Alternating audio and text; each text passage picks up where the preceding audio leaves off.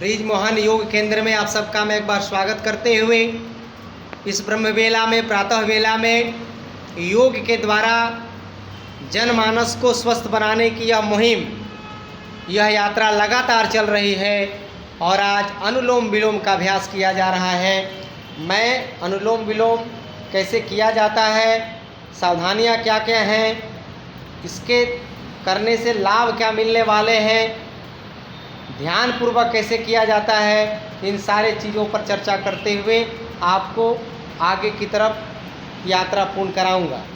सबसे पहले क्या करना होता है कि किसी एक आसन को चयन कर लेते हैं, चाहे वो सिद्धासन, सुखासन या पद्मासन हो। अभ्यास आप लोग करते रहेंगे। इसके बाद बायां हथेली को ध्यान मुद्रा में, आप देखिए मैं नज़दीक से दिखा रहा हूँ, अंगूठा और तर्जनी के अग्रभाग को मिला लेते हैं, बाकी तीनों उंगलियों को सीधा रखते हैं। हथेली आसमान की तरफ खुली हुई हो। इसमें आप 2-4 चम्मच जल लेकर के भी इसका अभ्यास कर सकते हैं। कितनी सावधानी से करना होता है। दोनों हथेलियों को ठीक घुटना के ऊपर रख लेते हैं और मेरुदंड को यानी पीठ को सीधा करते हुए हम दाहिने हाथ का प्रयोग करते हैं अनुलोम विलोम करने में। अब देखेंगे कि तर्जनी को मोड़ लिया गया है, क्योंकि तर्जनी का कोई काम नहीं। और बहन जी थोड़ा तर्जनी को अंदर ले आइए, जो इसको मोड़े तो यहाँ सटा जड़ में, ठीक। अब यहाँ देखिए मैं दिखा रहा हूँ आपको किस प्रकार तर्जनी को मोड़ लिया गया। अंगूठा को शुरुआत करनी है, यहीं पर हम भूल करते हैं और हानि शुरू हो जाती है। कभी भी यदि अनुलोम विलोम शुरू करें तो बाएं नाक से शुरू करिए और जब लास्ट करना हो, अंत करना हो, विश्राम करना हो तो बाएं नाक पर ही ला करके छोड़ देना है। धीरे धीरे 5 सेकेंड सांस भरने में लगना चाहिए, यानी बाएं नाक से धीरे धीरे सांस भर रहे हैं, फिर बाएं को बंद करके दाहिना से छोड़ रहे हैं, फिर दाहिना से सांस भर के बाएं से छोड़ रहे हैं। ये क्रिया लगातार जब करेंगे तो इस क्रिया का नाम हो जाएगा अनुलोम विलोम। इस प्राणायाम का नाम हो जाएगा अनुलोम विलोम प्राणायाम। अब इसको विधि तो समझ गए कैसे करना है। लगभग 5 मिनट जब आप करेंगे तो आपका मन अपने आप ऑटोमेटिक शांत होने लगेगा। धीरे धीरे करिए। आज हमारे मन अशांत हो रहे हैं, हमारी बुद्धि, हमारे सोच सब धीरे धीरे भ्रष्ट हो रहे हैं, सब में क्षरण हो रहा है, सब में गिरावटें आ रही हैं, क्योंकि चारों तरफ घनघोर इस कलयुग में अंधेरा ही अंधेरा पसरा हुआ है। वैसे कलयुग में, वैसे अंधेरे में हम लोग योग प्राणायाम के इस दुनिया में अपने आप को लगा रहे हैं, समर्पित कर रहे हैं। ये सिर्फ और सिर्फ ईश्वर की कृपा से संभव हो रहा है। लगातार करेंगे। गर्मी का महीना है तो आप चंद्रदेव का ध्यान करिए, कमल के पुष्प का ध्यान करिए। यदि कोई सरोवर में गए होंगे,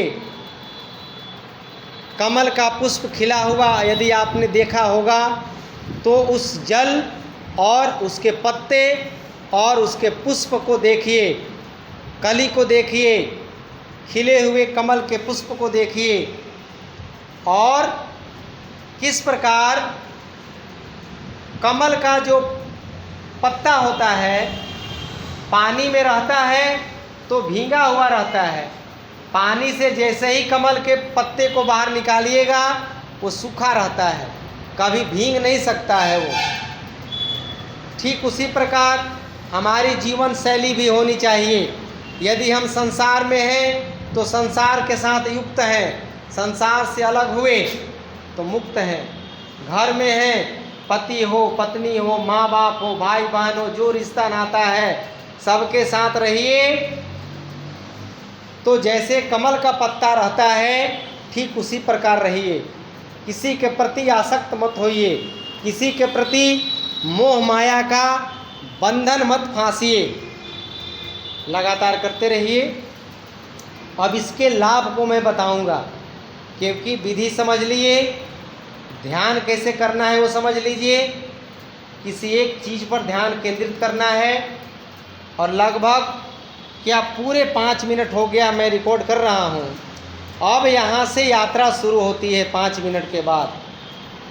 अब इसके बाद जितना देर आप प्राणायाम करिएगा वो आपके पुण्य के खाते में, लाभ के खाते में जाएगा। अब देखिए लाभ क्या होगा, इसके मैकेनिज्म को समझिए। 2 नाक हैं, एक बायां नाक एक दाहिना नाक। बायां नासिका को चंद्र स्वर कहते हैं, दाहिना को सूर्य स्वर कहते हैं। चंद्र स्वर ठंडा है, सूर्य स्वर गर्म है। चंद्र स्वर को ईड़ा कहते हैं, सूर्य स्वर को पिंगला कहते हैं। लगातार करते रहे बाबू। जब चंद्र स्वर, सूर्य स्वर, ईड़ा, पिंगला से जब सांस प्रश्वास की क्रिया को लगातार करिएगा तो मेरुदंड में जो रीढ़ की हड्डी है उसमें एक सुषुम्ना नाड़ी है, बड़ी बारीक नली है, बहुत पतली नली है, उसका नाम है सुषुम्ना नाड़ी। वह अष्ट चक्रों के बंधनों में बंधा हुआ है। मूलाधार, स्वाधिष्ठान, मणिपुर, अनाहत, विशुद्धि, आज्या, मनश्चक्र, सहस्रार चक्रों की जो यात्रा है उसमें जुड़ा हुआ है। जो हमारा गुदा मार्ग है, शौच का रास्ता है, सबसे निचले जगह पर हमारा मूलाधार चक्र होता है। मूलाधार चक्र को जब हम जगाएंगे, एक्टिव करेंगे,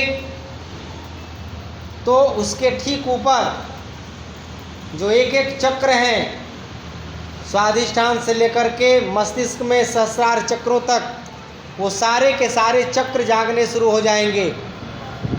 कुंडलिनी शक्तियाँ जागृत होंगी। कुंडलिनी का जागरण होगा तो आपके अंदर बदलाव दिखेंगे। बदलाव कैसा होगा? यदि आप बार बार गाली देते होंगे तो गाली देने की इच्छा नहीं होगी। बार बार क्रोध करते होंगे तो क्रोध करने की इच्छा नहीं होगी। इच्छा मर जाएगी गलत काम करने से। यदि आपका खान पान खराब होगा तो खान पान सुधर जाएगा। यदि आपको नींद नहीं अच्छी आती होगी तो नींद अच्छी आने लगेगी। प्रेम से बोलिएगा, प्रेम बढ़ जाएगा आपके अंदर। प्रेम, करुणा, दया, सेवा, परोपकार, ये भावनाएं प्रबल हो जाएंगी। तो समझिएगा कि मेरे अंदर अष्ट चक्रों का जागरण हुआ नहीं है, करवट ले रहा है, लग रहा है कि जगेगा। क्योंकि बड़ी लंबी यात्रा है कुंडलिनी जागरण की, कोई साधारण यात्रा नहीं है। और प्रेम ऐसा, यदि चॉकलेट बाजार से खरीद के लाएंगे तो अपने बेटे को देने में चॉकलेट जो दीजिएगा, जितनी खुशी मिलेगी उतनी ही खुशी वही चॉकलेट भतीजे को देने में या पड़ोस के बच्चों को देने में जिस दिन आ जाए, समझिए कि आपके अंदर योग घटित हो रहा है। आप कम खाएं, दूसरा ज़्यादा खा ले, खुशी आने लगे, तो समझिए कि आपके अंदर योग घटित हो रहा है। मैं दुखी रहूं, दूसरा सुखी हो जाए। माँ को याद करिए, माँ जब जन्म देती है कितना कष्ट सहती है, फिर भी वो यही सोच के खुश हो जाती है कि हमारा लल्ला, हमारा लल्ली बच्चा जन्म ले रहा है और वो बड़ा होकर के महान व्यक्ति बनेगा। हमारी सेवा करे ना करे, कम से कम अपना तो ख्याल करेगा। उस माँ से सीखिए जो स्वयं भूखी रह जाती है और बच्चों को खिलाती है, स्वयं जाड़े में बिना वस्त्र के रह जाती है, कंबल रजाई के, लेकिन बच्चों को उड़ा के सोती है। स्वयं बारिश में भीगती है लेकिन बच्चों को भीगने नहीं देती है। उस पिता से सीखिए, करते रहिए अनुलोम विलोम, जो लगातार बीच में नहीं रोकना है अभ्यास। हाथ थक जाए तो दूसरा हाथ से करिए, हाथ बदल सकते हैं, कोई दिक्कत नहीं है। उस पिता से सीखिए जो रात दिन पुरुषार्थ करके सर्दी गर्मी बरसात का सहन करते हुए आपके भविष्य के लिए अपना भविष्य दांव पर लगा रहा है, हमारे भविष्य के लिए अपने जीवन को अर्पित कर रहा है। इसको समझाने के लिए मैं एक उदाहरण दे रहा हूँ। आपने कभी देखा होगा आलू को जब खेत में लगाइएगा या कोई फसल दाने को, आलू को रोपिएगा खेत में, तो दूसरा आलू जब उगता है तो पहला आलू सड़ जाता है। वही हाल है बाप का। बाप अपने अस्तित्व को मिटा करके अपने दूसरे जेनरेशन को खड़ा करता है, उसे कहते हैं बाप। और उस बाप को जो ना समझे, वैसे नालायकों की संख्या भी कम नहीं है। इसलिए आज तरह तरह के विकृतियों को समाज में देखना पड़ रहा है। इसलिए इन सारे तथ्यों को जीवन में उतार करके और अपने पूर्वजों के प्रति पीठ को सीधा रखिए पूरा। हाँ, पीठ को नहीं झुकाना है। पीठ टेढ़ा करिएगा दिक्कत हो जाएगी, क्योंकि मैं अभी समझाया हूँ कि जो सुषुम्ना नाड़ी है रीढ़ की हड्डी में ही है। और अनुलोम विलोम जब करिएगा तो बाएं नासिका का संबंध दिमाग के दाहिने हिस्से से है और दाहिने नासिका का संबंध दिमाग के बाएं हिस्से से है। अब हमारा दिमाग भी ठीक हो रहा है। सर्दी यदि बार बार आती हो, अब मैं बीमारी के रूप में आता हूँ।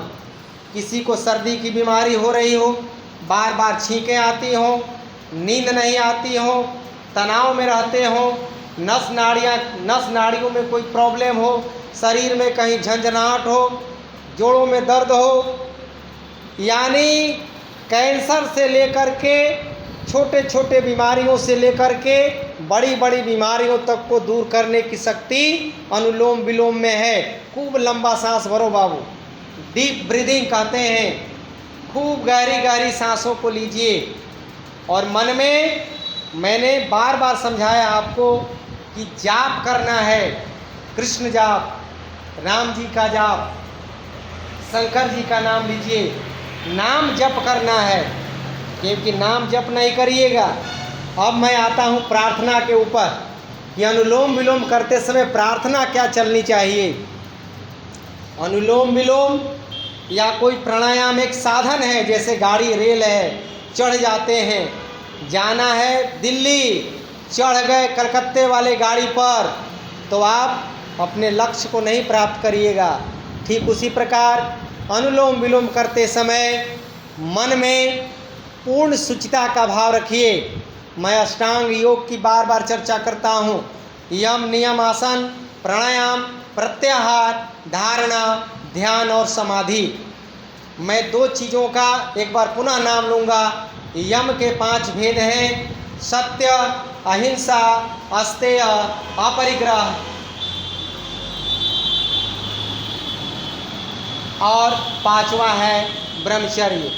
नियम के भी 5 भेद हैं: शौच, संतोष, तप, स्वाध्याय, ईश्वर प्रणिधान। इन चीज़ों का मैं विस्तार से दूसरे दिन वर्णन करूंगा। मैं क्लास में बार बार वर्णन करता रहता हूं। जब इन चीज़ों को आप धारण करके अनुलोम विलोम करिएगा, तब जा कर के लाभ मिलेगा, आपके खान पान में परिवर्तन।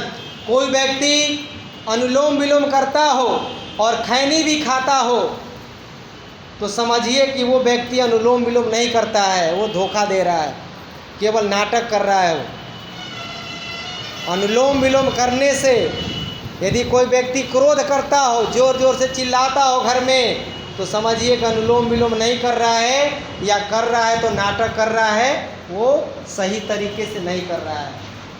लगातार करिए। इन अभ्यासों को करके आप जीवन को संवार सकते हैं। कायाकल्प हो सकता है। मैं 1000 शब्दों में 1 शब्दों में इसको लपेटना चाहूँ तो। इसलिए इसका अभ्यास स्वस्थ व्यक्ति को कम से कम 15 मिनट, और जिनको बीमारी है उनको आधा घंटा, 1 घंटा करना चाहिए। लंबा सांस भरना है, धीरे धीरे, कम सांस भरिएगा लाभ नहीं करेगा।